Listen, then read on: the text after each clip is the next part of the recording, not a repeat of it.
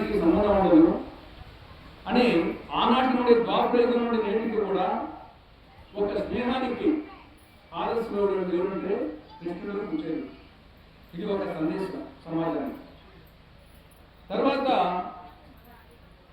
ఒక్క సందర్భంలో తప్ప శ్రీకృష్ణ పరమాత్మ ఎప్పుడూ నవ్వుతూ శాంతంగా ఉంటాడు. ఓన్లీ ఒక్కసారి కురుక్షేత్ర యుద్ధంలో ఆ పక్క భీష్మాచార్యుడు చెల్లైపోతున్నాడు, అర్జునుడు శక్తి సరళంగా మొత్తం వచ్చేసి పక్క పాండవ సైన్యాన్ని భీష్ముడు కూచకపోతే కోస్తున్నాడు. ఆ సందర్భంగా అప్పుడు మాత్రం కోపం వచ్చింది. ఉప్పించి వేసిన కుండలముల కాంతి గగన మార్గం కట్టుకున్నదా ఉరికిన నోరొక రుద్రములను ఉన్న జగములో రేవున్న జగతి పిల్లల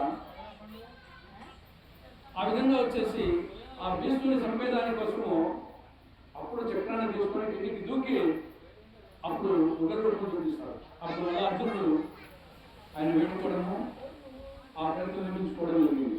ఇంకా మిగతా ఏ సందర్భంలో కూడా ఎప్పుడు ప్రశాంతంగా నవ్వుతూ, అంటే తన కోపమే తన శత్రువు, తన శాంతమే తనకు రక్ష, దయ చుట్టంబో తన సంతోషమే స్వర్గము, తన దుఃఖమే నరకముడు తథ్యము స్మృతి అని సుమతి శిల్పకారుల భజన ఒక చిన్న పద్యంలో తన కోపమే తన శత్రువు, తన శాంతమే తనకు రక్ష, దయ చుట్టంబో తన సంతోషమే స్వర్గము, తన దుఃఖమే నరకముడు తథ్యము స్మృతి ఐదింటిని చెప్పాడు.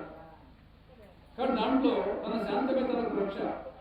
కృష్ణ పరమాత్మ ఎప్పుడు కూడా ఈ సమాజానికి శాంతానికి మించింది లేదని చెప్పేసి తన కృష్ణావతారం ద్వారా సమాజానికి కూడా సందేశం ఇచ్చారు.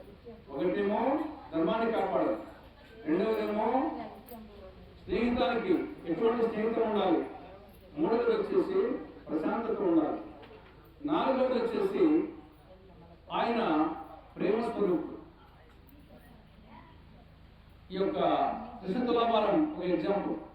కృష్ణ తులాభారంలో ఈ పక్క రుక్మిణి, ఈ పక్క సత్యభామ. సత్యభామ ఏమో మనువుల కొద్ది బంగారము వజ్రం వైడూర్యాలు ఏం చేసినా చూడు. కానీ ఈ వైపు రుక్మిణి వచ్చేసి ఒక చిన్న తులసి దళం వేస్తారే తిరుగుతాడు. అంటే ఆడంబరాలకు అట్టహాసాలకు లొంగేవాడిని కాదు, ప్రేమకు అభిమానానికి లొంగుతానని చెప్పేసి ఒక ప్రేమ స్వరూపుడు. తర్వాత మాట మీద నిలబడేవాడు. శిశుపాలుని తల్లికి మాట ఇచ్చాడు. శిశుపాలుడు 3 తప్పులు చేసేంత వరకు నేను క్షమిస్తాను, 3 తప్పుల తర్వాతనే శిక్షిస్తానని చెప్పేసి శిశుపాలుని తల్లికి కృష్ణుడు వచ్చేసి హామీ ఇస్తాడు. అందుకోసం శిశుపాలుడు ఎన్ని తప్పులు చేసినా, ఎంత అవమానించినా, అసభ్యకరంగా మాట్లాడినా సహిస్తూ వచ్చాడు. ఆఖరికి నరసింహప్పుడు అప్పుడు ఎంచుకుంటూ వచ్చారు. అప్పటికి 3 తప్పులు దాటిన తర్వాతనే శిశుపాలను సంహరించడం జరిగింది. అంటే శిశుపాలను తల్లికి ఇచ్చిన మాట కోసం 3 తప్పులన్నీ ఎప్పుడు చంపేవాడు. అదేవిధంగా యుద్ధం కురుక్షేత్ర యుద్ధానికి అటు అర్జునుడు దుర్యోధనుడు ఇద్దరు శ్రీకృష్ణ సైన్యానికి పోయినప్పుడు ఆయన చెప్పింది ఏమి, ఆయుధము పట్టను, యుద్ధము చెయ్యను. అయినా సరే నాకు పుట్టరామన్నాడు అర్జునుడు.